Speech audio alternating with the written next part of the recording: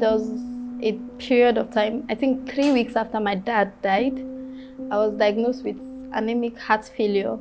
And it was really difficult for me, for my family. I didn't have my first crisis till I was 15, so my childhood was a bit smooth, yes, so I had nice hobbies. I was a dancer, I used to dance, I was a break dancer, I was in a group and all that.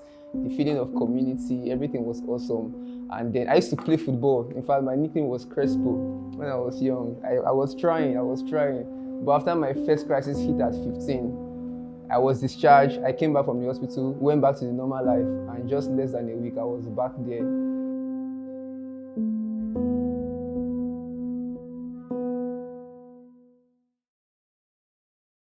Nigeria is considered the world epicenter for sickle cell anemia. Much as this does not sit well with certain blocks of professional statisticians, with over 150,000 babies born annually with sickle cell anemia, Nigeria does surely take a front row seat in cases of sickle cell around the world. Sickle cell disease is an inherited group of disorders that causes red blood cells to contort into a sickle shape. The cells die early, leaving a shortage of healthy red blood cells, thus blocking blood flow, causing severe pain.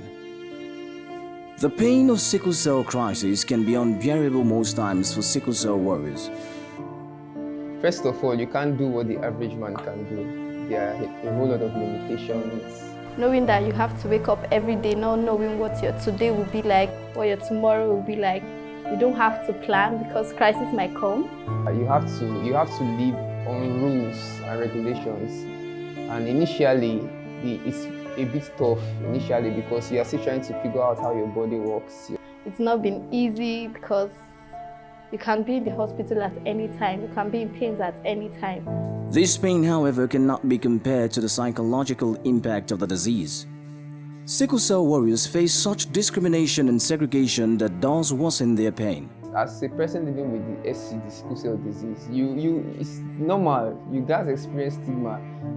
Even the ones that are not intended to be stigmas from the people portraying them, they might just be doing their thing, but it's actually, for example, most, like when looking for jobs in the employment sector, the stigma is crazy. It's crazy. So most times we living with sickle cell disease, we try to hide it initially, and then maybe when we now see the deal, we can now become clean. Because once people know that you are sickle cell from the beginning, then they'll be like, "Oh, maybe that guy no come dey sick for our office." I was talking to a lady, and she was like, "Oh, she can't marry sickle cell, or she doesn't want to be a widow early." And I'm like, "Abba, I'm talking to you. I'm in your front."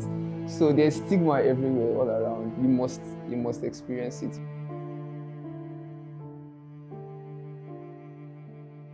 More alarming is the fact that despite the continuous increase in the number of sickle cell patients in Nigeria, little is done to reduce the numbers.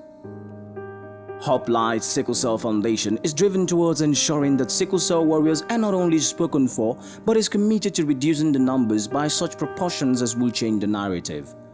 Through medical outreaches, awareness, sensitizations, we hope to cause a stir enough to effect change. This task, we believe, is one that must be taken up by every Nigerian and indeed everyone. Our aim is to eradicate discrimination, also to prioritize and make sure we sensitize people on the importance of genotype testing before marriage. I want to be a very awesome musician. I just love doing music. Anything, just music. I love music a whole lot. And then if I just putting blowing aside, once I just being in a space whereby I can fund my music, even if nobody's listening to my music, let me just fund my music and just be doing my music.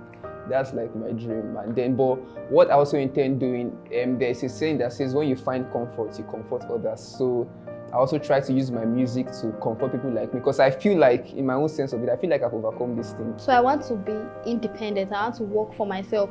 I want to be able to go to my office anytime I want, to be able to do things at my own time. So, and I just want to empower the next generation. I just want to help young sickle cell warriors coming up. I want them to talk about these things because most of them shy away from it. This is why we call on you to join us, and together, let us help our sickle cell warriors fight. I need to feel calm.